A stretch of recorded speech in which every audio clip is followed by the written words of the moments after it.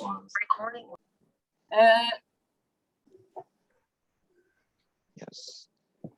Oké, zullen we beginnen? Start. Yeah. Okay, good afternoon from our side here at Curaçao, and I think good evening from our speakers there in the Netherlands. My name is Ryan Martis, and we apologize for the slight delay. We had some technical issues, but they are resolved right now. Yes, as I was saying, I'm Ryan Martis. I'm a senior policy advisor at the Ministry of Economic Development, and I will be your moderator for today's session.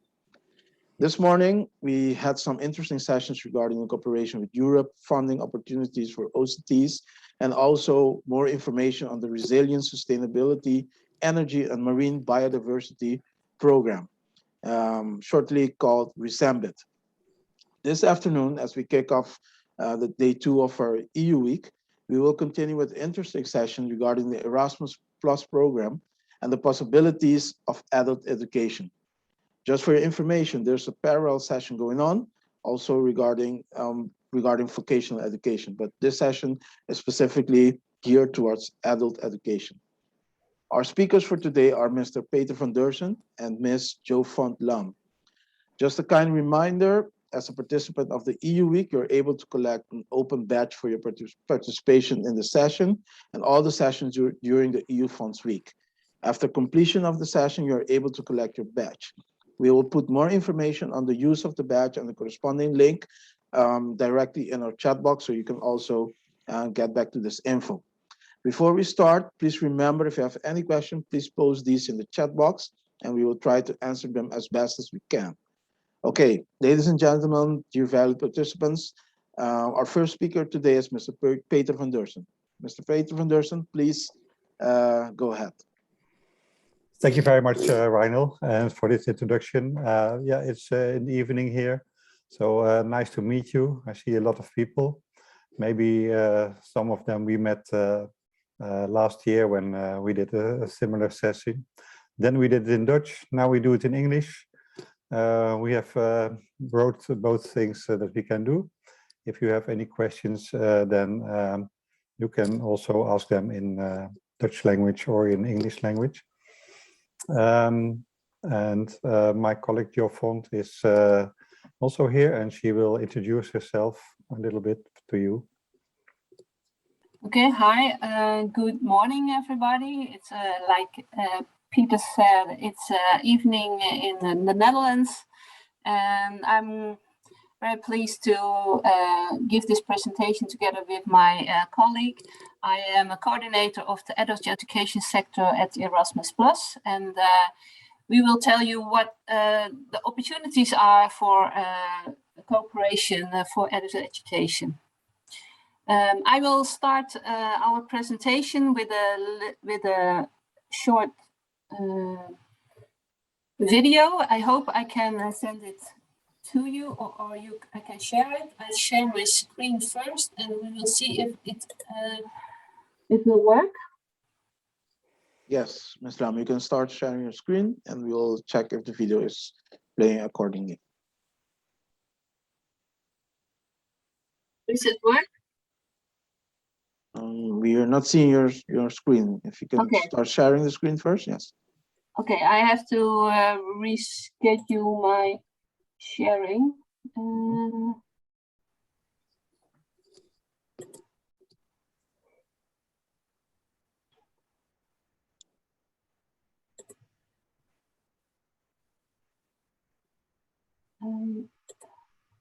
I'm sorry, this is...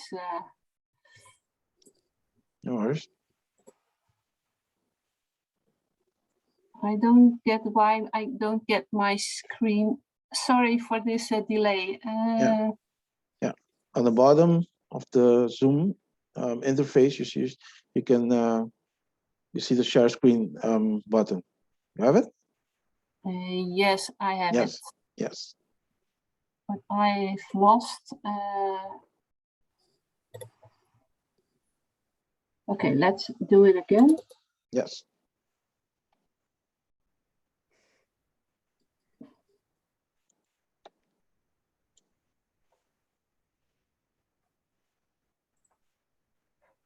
Can you see my screen?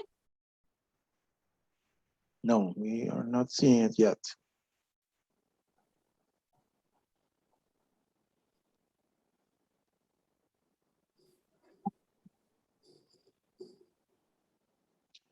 During the test, it went well, so maybe you can just. I'm sorry. Yes. I will do it another way. I won't introduce the. I just skipped the video. Right. It will. No worries. Yeah, maybe before the session end we can check again. We'll start with the presentation. No worries. Okay. Yes, I have to just. How do I stop sharing my screen first? You're not sharing, I think, right now, so you have to start sharing again. Okay, I start.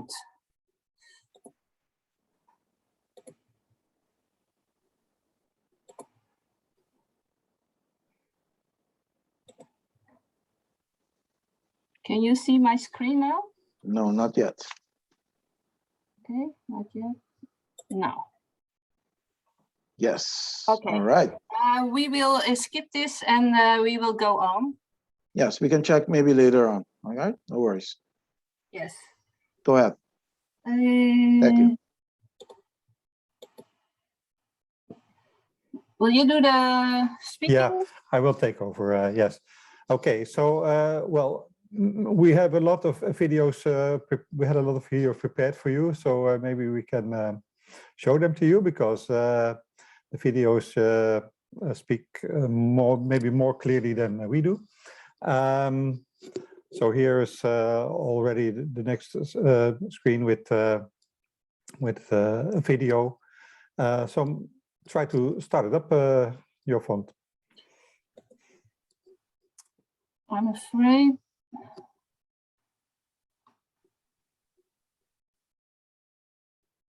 It won't work, Peter.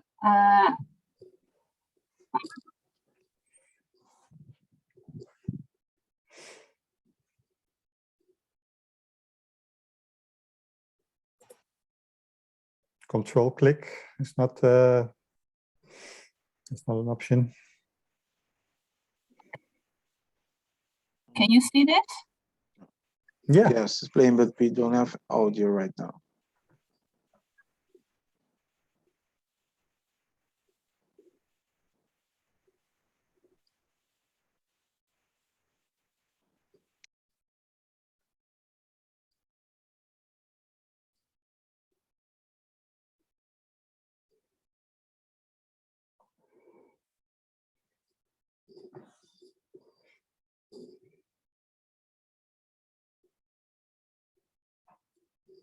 Yes, there is no sound. What we can do. I'm sorry. This doesn't Yeah, what work. we can do, if you can send us the link, and you can continue with the presentation, and we will check here on the technical end if we can play the videos for you then afterwards. Is that maybe an option? Yes, I Yep. think so. Okay. Yes. Yeah. All right. Send it to my colleague Janina to her email. We'll do that. Okay, Peter, Yes. will you continue? Yeah, Then, I will continue. Yeah. Okay, I'm sorry for this technical issues. But okay, no problem. Sorry. Can you go back? Yeah. Okay. Yes. Okay, thank you.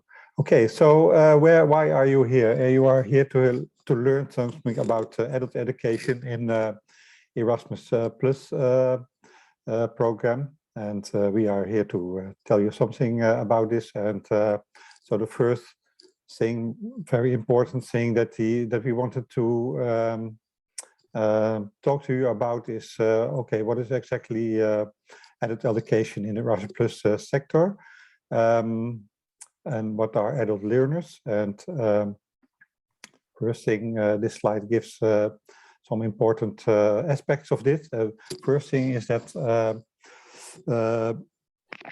Erasmus Plus adult education is aimed at adult learners or young adult learners. And we come back to that later. It seems quite obvious, but you can learn it. You will learn that there's maybe some things that we can discuss about this. It's about learning and development of adults, and the programs that that you can be funded for, whether they are to promote inclusion for adults, or give them access to the labor market, or to stimulate them to get access to the labor market. And when we talk about learning for adults, then it's not only formal learning, so in a formal school setting, it's also very much aimed at non-formal learning aspects or informal learning. Okay. We will skip this. Yeah. These are very beautiful videos of projects that are funded by ERASMUS, and they would demonstrate a little bit what you can do and what are the topics. But okay, next one.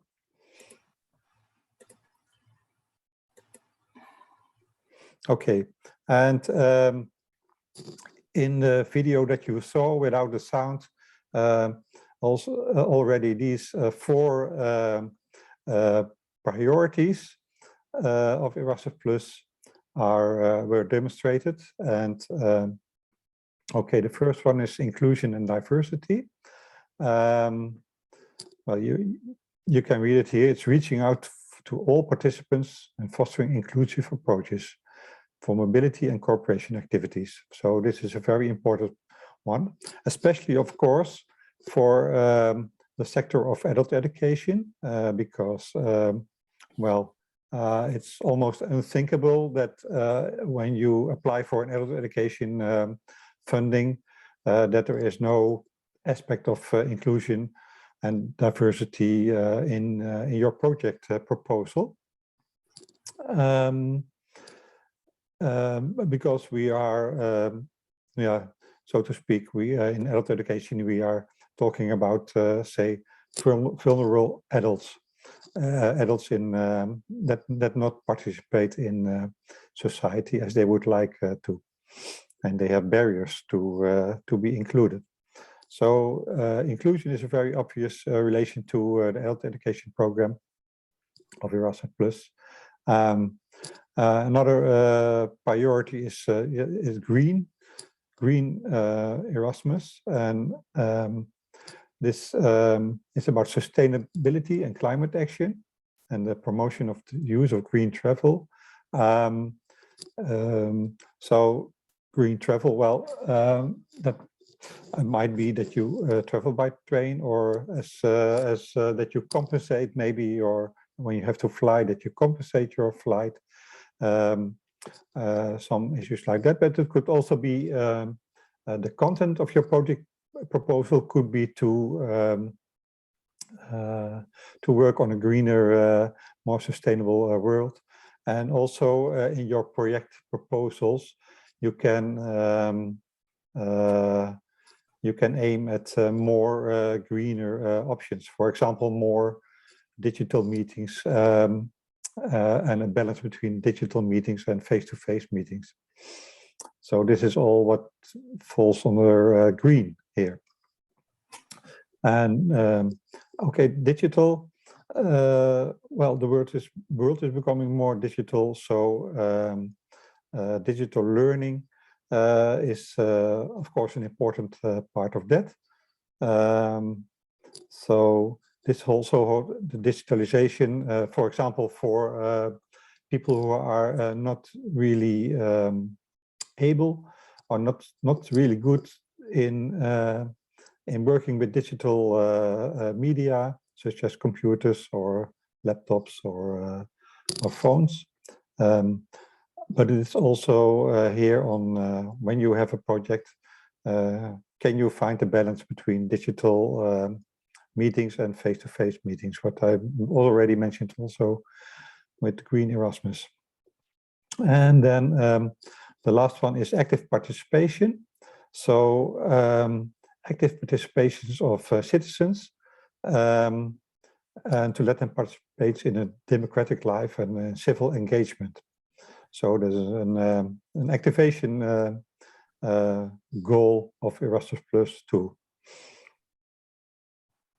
Yeah. Okay.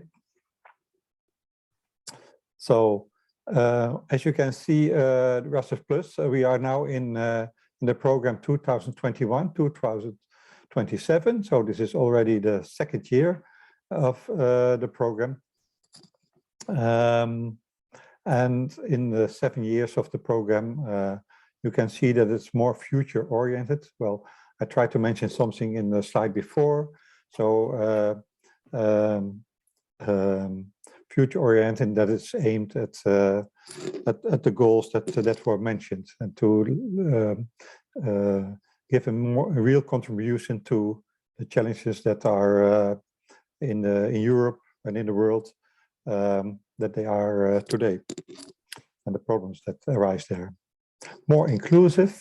I also mentioned it a little bit, and it does not only mean inclusive projects and programs, but also involving as much as possible in the program people who are from, let's say, disadvantaged target groups themselves, and to give them a mobility experience or an international experience, to involve them in all kind of programs, and to be sure that what we do, what you do in a project proposal, that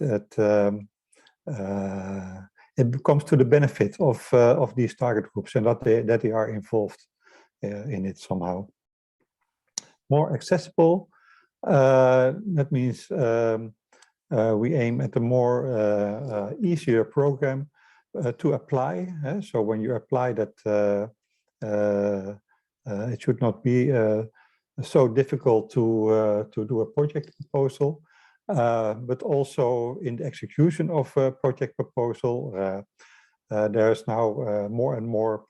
We are working with, so to say, lump sum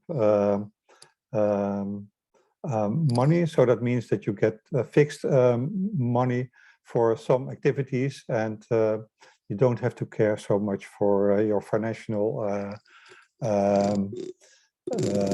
verantwoording, your fund.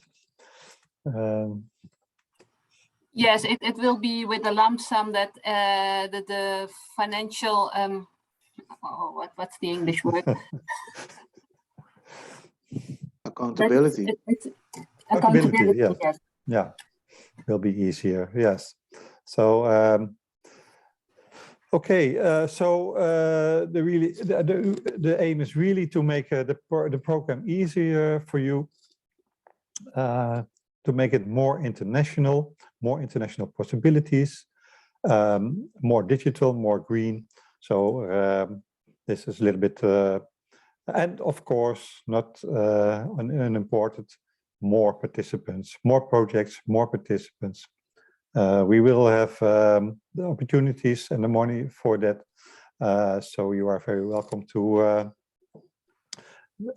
do your project proposal with us. Who can apply wait a minute. Who can apply with us? Which kind of organizations can apply? That is every organization that contributes to participation in society or access to the labor market of young adults. I talked about this young adults, and when we talk about adults, I told you that well, more or less these are adults that experience barriers when participating in society or get work. The same can hold for young adults, and when we talk about young adults, these are 18 plus. Yeah, I see the question now. These are 18 plus adults who, while they are young, they are not in the formal education anymore. they do not have work, they are, so to say, excluded from society, and in that case, they are, yeah, they can be a target group that that you can try to improve in your project proposal.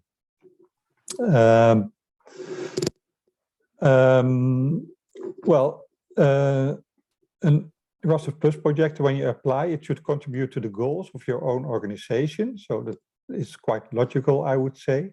So that's a kind of first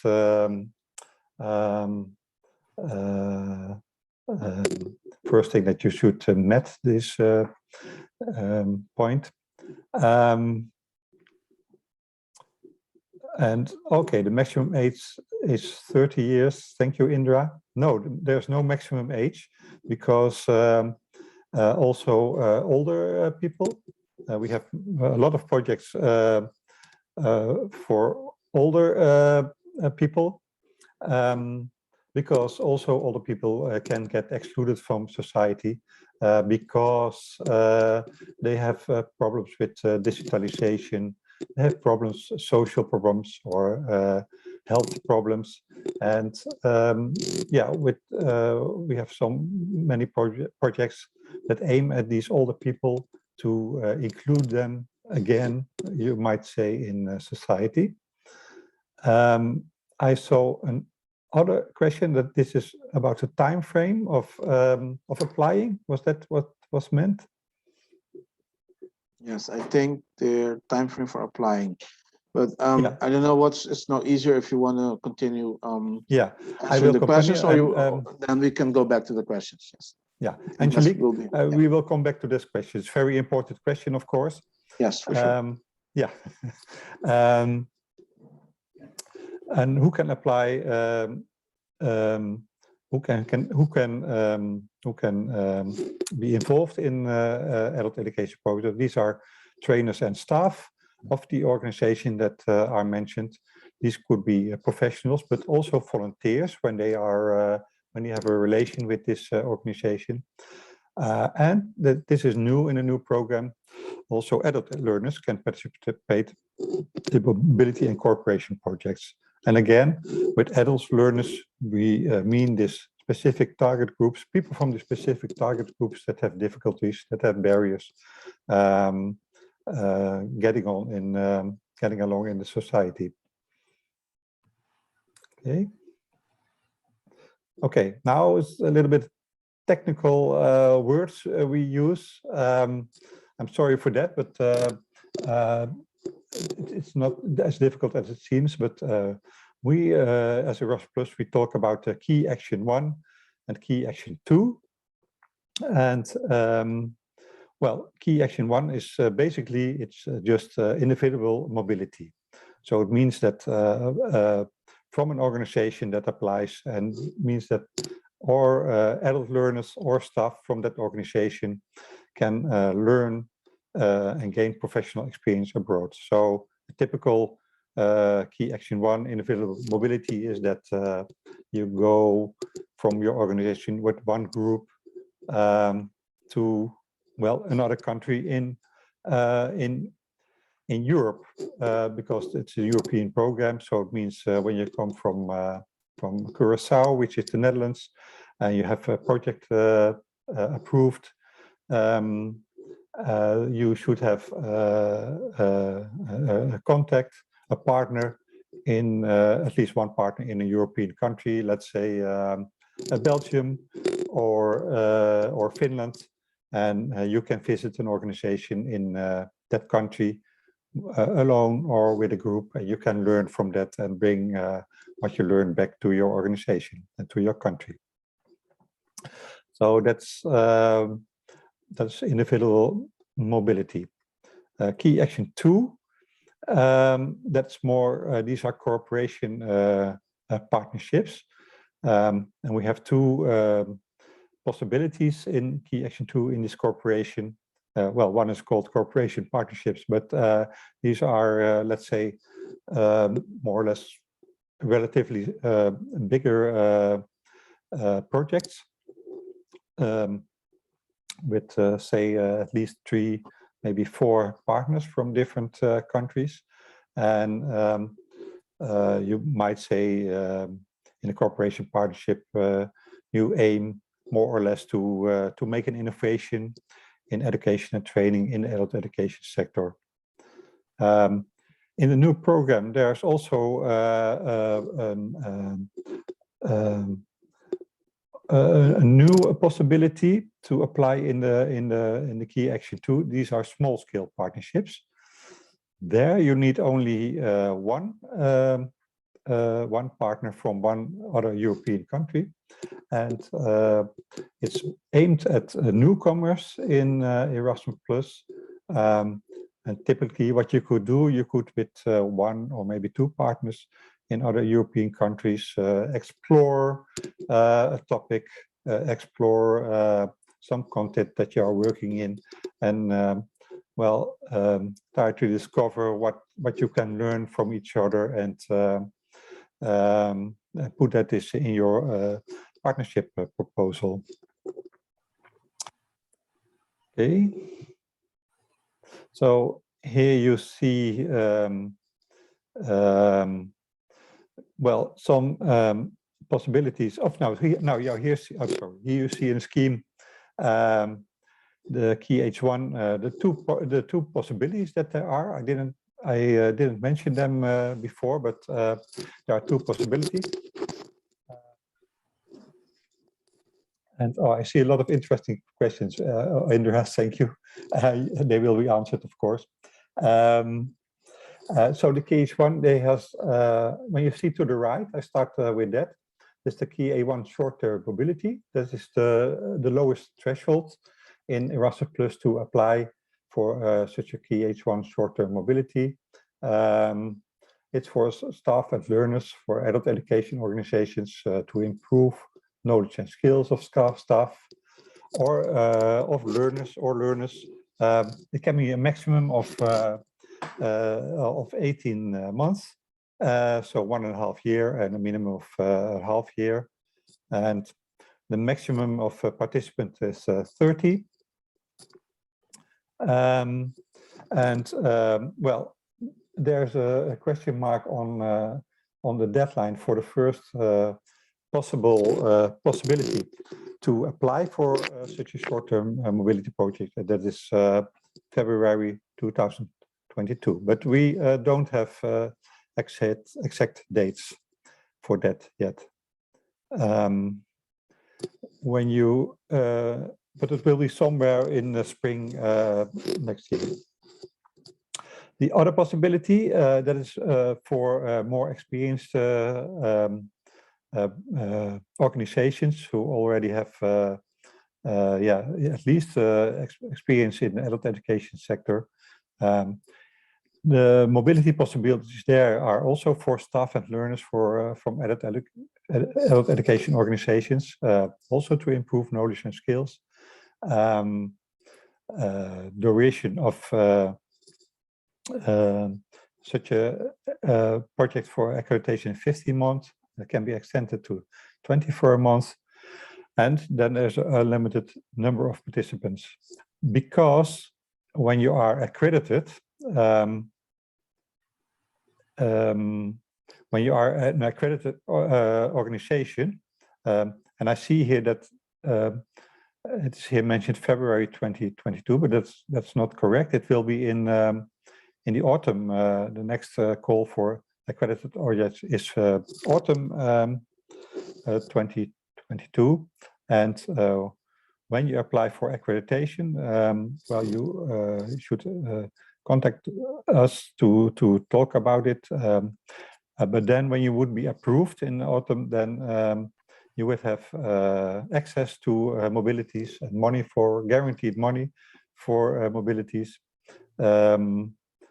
For the rest of the project period, so for 5 years from this year on. So this is something you can imagine that for accreditation, to be accreditation, you have to have an organization, with an adult education policy, so to say, or to have a long-term planning about what you want to do with these mobilities and how you take them into your own organization. And one thing that you could be considered here for accreditation, is it possible to apply with more organizations, so to form a so-called consortium, so that you can strengthen each other in your goals and well, make it maybe easier to appoint one partner as the contact organization who does the administration and is our contact person, and other organizations who can also be part of this consortium and also send staff and learners.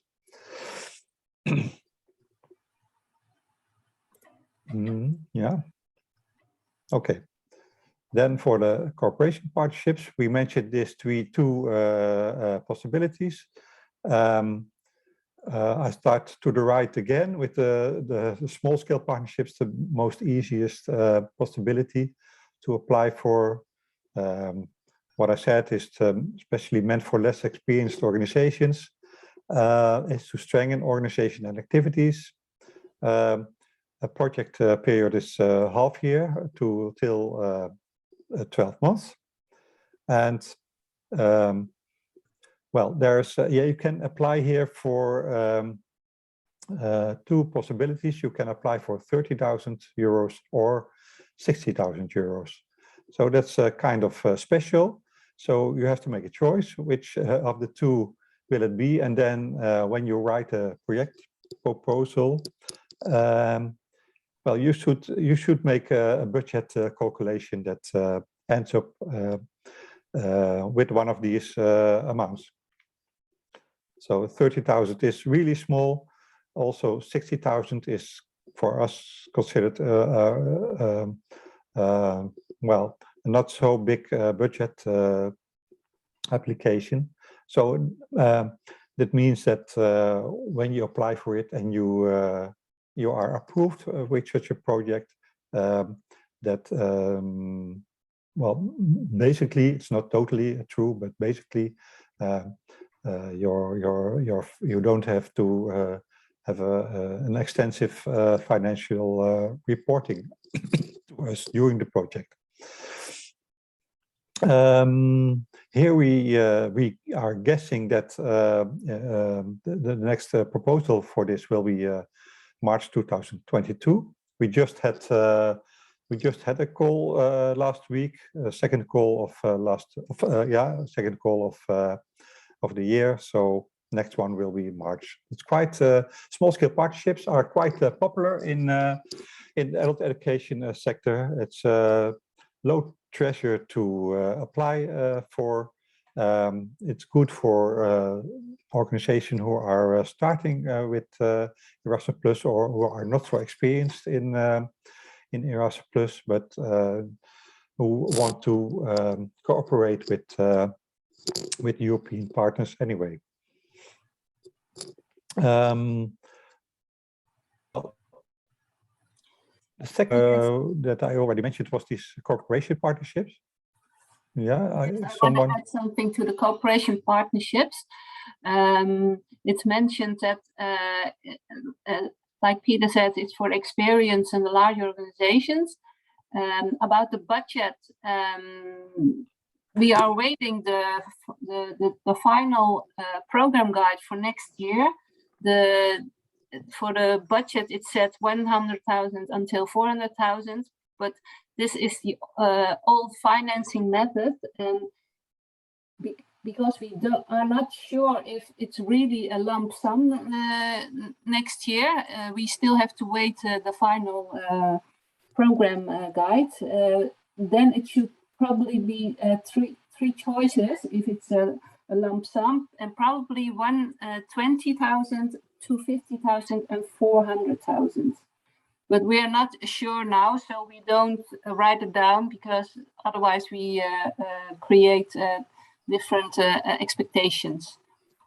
Yeah. But as soon as we have the guide, we expect it within a month, but we never know with the European Commission. Yeah, so that's something we have to wait for. And when you look at these, okay, so we now presented basically 4 possibilities: 2 for the key H1, so the mobility possibilities, and 2 here in front of you for the key H2. And in the key H2 projects, whether it's a small-scale partnership or a cooperation partnership, you might, of course, consider applying yourself as an organization. You might also be partner of another European organization that is applying, and then you are the partner, and then your responsibility for reporting will even be less. But you have to find such a partner, of course. So this is, in a nutshell, what I can tell you about all the possibilities that we have.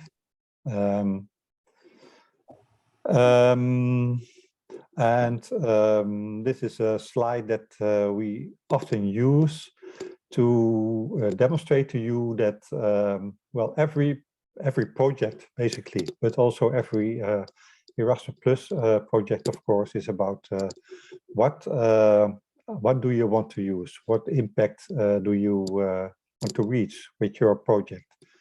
Might be small impact, might be big impact, but nevertheless, some impact is expected, of course, from the funding that you get, and that's why we developed an impact model that you see here,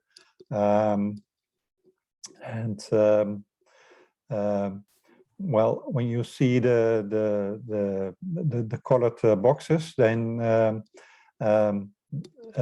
you work from right to left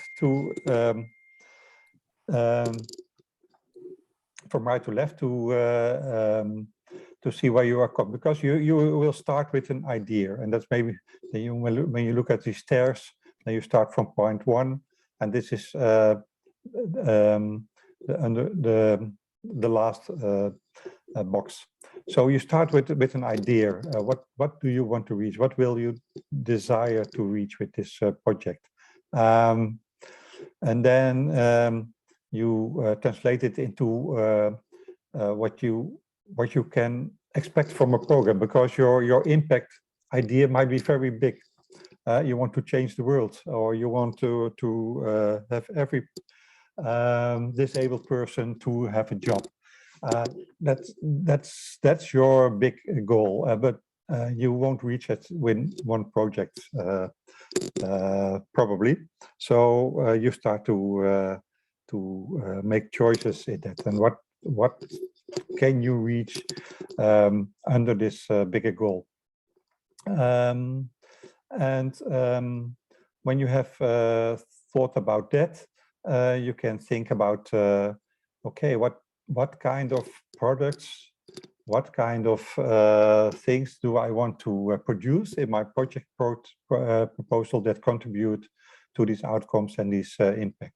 So it might be a report, it might be when you talk about cooperation partnerships, it might be a tool, a digital tool, an education program, training program, etc. So these are concrete projects that you would like to produce in your project, and then you come to think about what kind of activities do we do to reach to make these outputs. So this might be project meetings. It might be well, everything that falls under the Erasmus project things that you can do.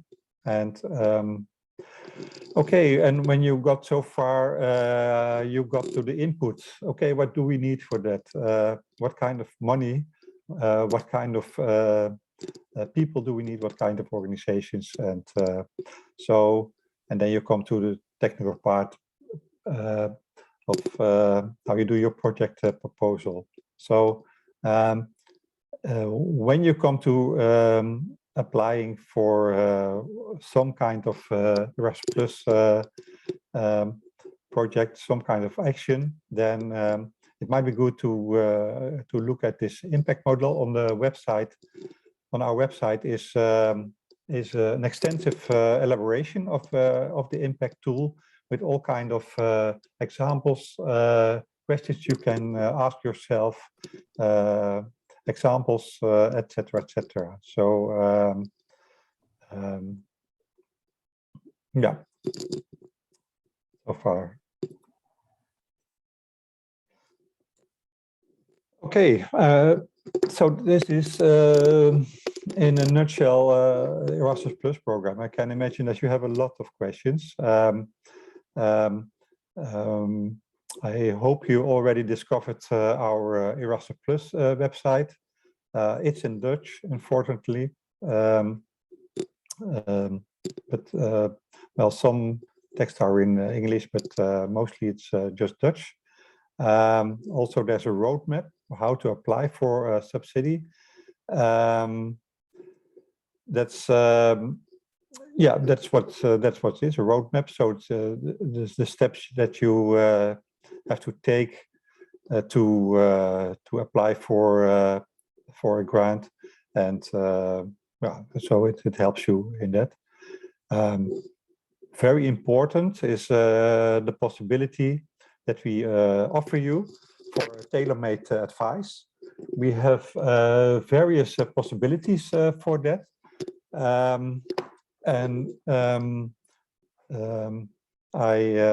I hope you will use it when you are thinking of applying for Erasmus Plus funding and you have an idea. You can contact us, and we can make an appointment by phone or by Zoom, or face-to-face is a little bit difficult when you are in a different country, but we help you. When someone has an idea, we help you to explore if it's a good idea that fits within the Erasmus Plus program. We help you to improve your project proposal. We help you with questions that you have. I think that we are very open for all organizations that want to apply for us, and especially for new organizations. And we know that it takes sometimes a lot of effort, but it's worth it, because well, what we mentioned before, Erasmus should be more open for more people, for more organizations, for new organizations. So that's our task, to help you as much as possible. And yes, the email address that is given below, ve@erasmus+.nl. That's a way to start contact with us. You can ask your questions in English or in Dutch, doesn't matter. You will get an answer, and we can start our communication from there. There are also in the website. Okay, there is also on the website there. It's recommended to check our website, and also to there's a link to our newsletter. And newsletter is really an important communication channel for us, because you can find all kind of information, deadlines, presentations that were held, etc., etc. Examples of projects. You can find them through the newsletter. Here is an overview to give you some sense of what organizations are applying for. Well, this is Key H1, so in 2020. So then we had only one Key H1 possibility, not the short-term projects or the accreditation projects, only the Key H1 projects. You can see that there's a huge diversity of organizations that applied. then, yeah, already there we had like Milieudefensie, which is an organization that aims at a greener world. There's an organization that is working with loneliness, adults who are lonely and homeless people. There are also organizations that aim at improving reading and writing skills of lower skilled adults. There are many of them that work on that theme, and it's I don't know how it is in your country, but in the Netherlands, it's the knowledge of language, maths, and also digital skills is declining, it seems. Even when people have had formal education, still they are not able to write well, to read properly. So that's a big problem. Also, the libraries in the Netherlands, they have a task in that. So you can see at least one library that applied with us. There's also here Viva Las Vegas, which is an organization aimed at vegetarians. So somehow they also managed to make the link to vulnerable adults, and they applied and they were approved with a project with us. Some projects are about migrants and refugees who are quite easily in a vulnerable group. So, etc., etc. Well, same diversity in organizations and projects is seen in the Key H2 projects. Again, already only in 2020 we didn't have this division in cooperation partnerships and small-scale partnerships. So you can see here that these are relatively all big projects when we talk about money granted. Yeah, and the same holds. Every kind of group is represented here. Then a very useful resource that is developed by European Commission is EPALE. And EPALE is the community platform for adult education in Europe. So we are really welcomed to can you go back please to EPALE? Yeah, because I want to point out the importance of EPALE. All European countries have an EPALE center, so there's a lot of contributions on the content of adult education. There's also partner search functions on EPALE.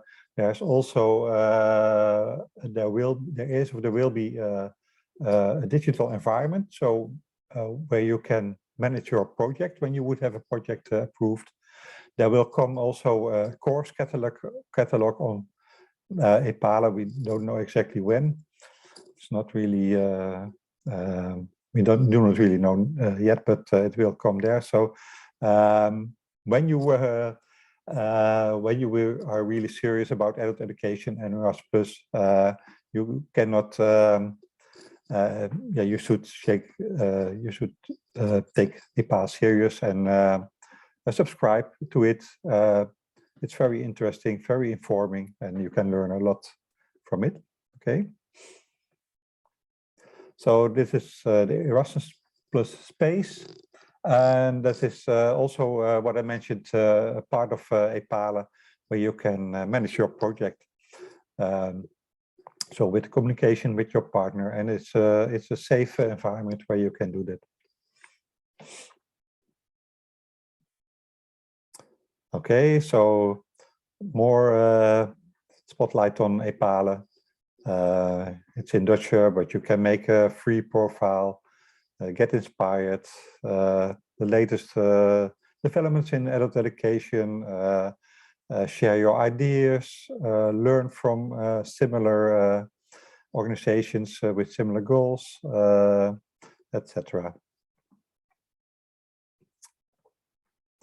Okay, so this was more or less a general, very general and maybe too brief introduction to Erasmus+ and the possibilities.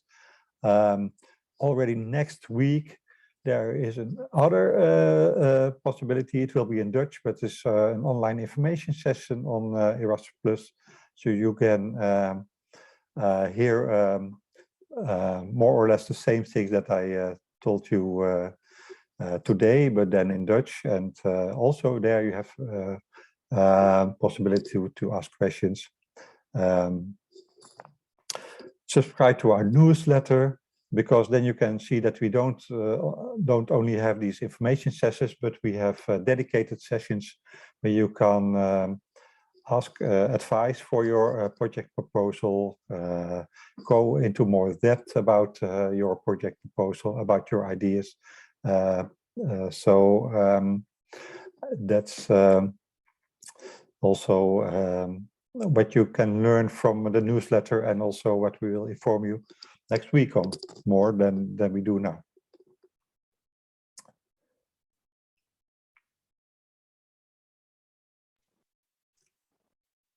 Yes. I see one question from Indra. Is the EPAL a platform associated for partners? Yes, no, you don't have to look for the Dutch EPAL. You can just subscribe to EPAL, and there's a partner search function. You can write some text yourself. I'm looking for a partner. I'm doing this and this, and then some other organization can apply, or you can see what other advertisements organization have put there, and you can react on that then when you are registered. Thank you, Peter. I think we looking at the time.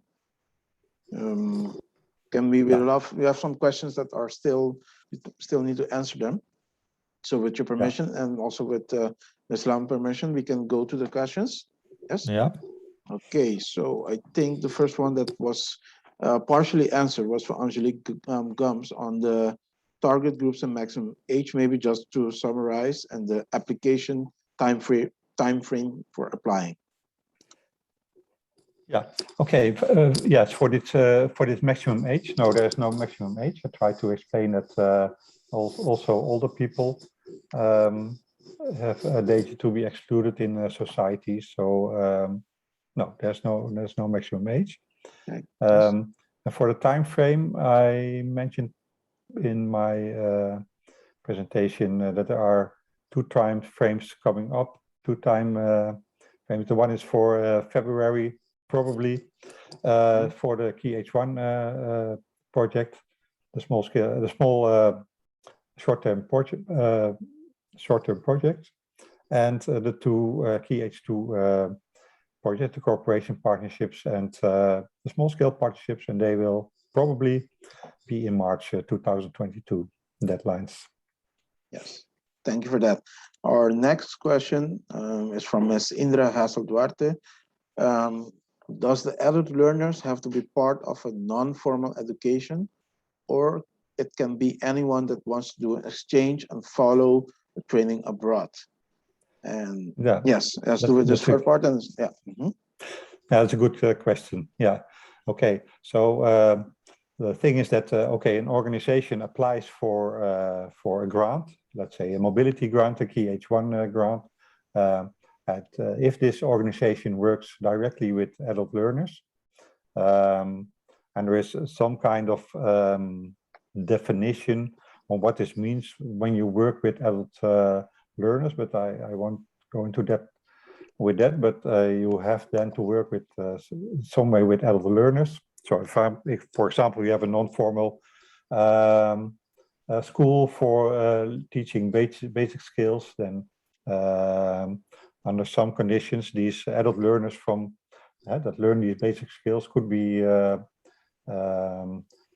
could also go on mobility or taken into the activities of your project.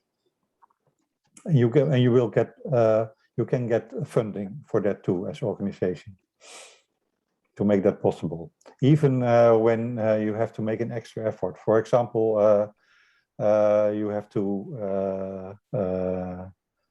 when you send a group of adult learners to a European country, it is well expected that you send 1 or 2 guiders, you know, with them. And this is all taken into account when you apply for funding. Yes, thank you very much, Peter. There's a follow-up. Can we do a small-scale partnership with an organization with another member state plus an organization in the Netherlands? Yeah, it's a good question too. Yeah, this is possible. Yeah, so then you would have 3 organizations. At least one of them would be a non-Dutch country, so to say. Yes, so then you would that would be might be very interesting to do it like that. Yes. Okay, great. Follow-up question: if we have a project for educating and creating leaders, whom will work in buurtcentra, so neighborhood centers, the children and the elderly? Is this a good project to request Erasmus Plus and Volwassen Educatie? I'm sorry, I didn't understand the question. Yes, it's in the chat, but let me repeat it. So if we have a project for educating and creating leaders, whom will work in buurtcentra, neighborhood centers, with children and the elderly? Is this a good project to request Erasmus Plus Volwassen Educatie? Yeah, well, might be possible. It depends. That's an answer that we give quite a lot of times, and yes. it depends on where you put the emphasis. And of course, when you apply in the adult education sector, we expect that that the emphasis will be on these adults, and that of course again that the youngsters are also involved and also learn from this project, but there should be an emphasis that that you make clear that that your project is more aimed at the adults than at the children in your project. Okay, thank you very much. I think there was a question from Juan Vicario about the link that can be shared, but I think if you look, Mr. Vicario, please look in the chat. We shared quite some links on the Erasmus Plus programs, on the newsletter, on the application documents, etc. So please refer to our chat for more information about that. Next to that, there's a question from Mr. Manfred van Vechel. Can you give an example of a project you funded that had a really nice impact and could be considered successful? Yes. Okay. That's well, I think we have quite good results with projects in the area of prisoners and people who are going from prison to society again. So I'm thinking of that. So that's really making educational material for prisoners, so that they giving also them already a second chance in the society. Give them a second chance, and that they can learn already in prison. And you can imagine that there are some difficulties in there because well, it's not easy to give them digital access to digital material because there's also a security issue, but I think they are quite successful. And I was thinking about one project, and there was a video that we didn't show yet, but it's about an organization that works both with older people and youngsters, children.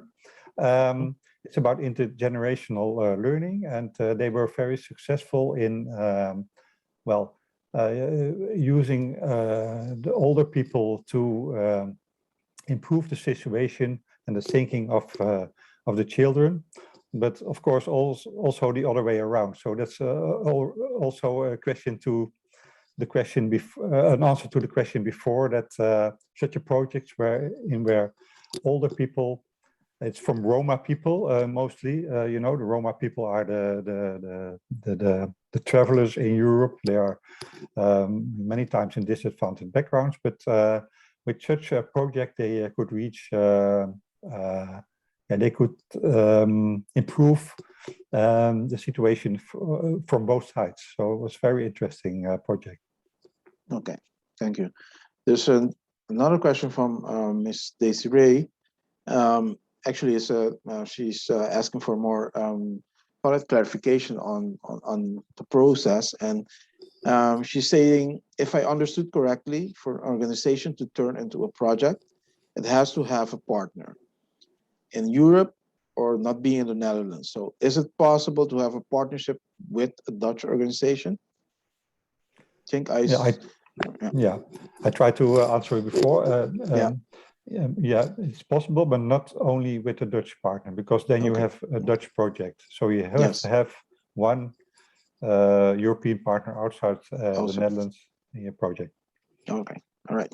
I think that makes it more clear. Also from Ms. Indra, do you consider an informal art school, 18 plus, also a non-formal adult education? Yeah, could be. Yeah, depends a little bit on the goals of this. You say an art school, right? Did I? Yes, art school. That was 18 plus. Yeah. In these kind of informal or non-formal settings, a lot of interesting things happen. And if they are aimed, let's say, at vulnerable people, which is many times the case, for migrants or migrant women or whatever, people with difficulties, then definitely then there's a possibility that that might fit into an ERASMUS proposal. Yes, thank you. Question from my side. Thinking about, you mentioned the vulnerable people, and it makes quite a nice link with, for instance, the SDGs, the Sustainable Development Goals, leaving no one behind. Look, I was thinking also like vulnerable in case of people that maybe have lost their job or income due to the COVID pandemic, and right now have to get like they call it in the harem-based holing. Is that also something that maybe can be applicable if you put it in the right format, of course, project proposal? Yeah, there are definitely possibilities there, of course, because losing your job makes you vulnerable by definition. And there's a little nuance, maybe when you lose your job and you are, let's say, a judge or an advocate, or you are higher educated, then maybe it's not so much fitting into our adult education program, but most of in most situations, it's very good, imaginable that that it fits. Yeah. Yes. There's another question just popping up.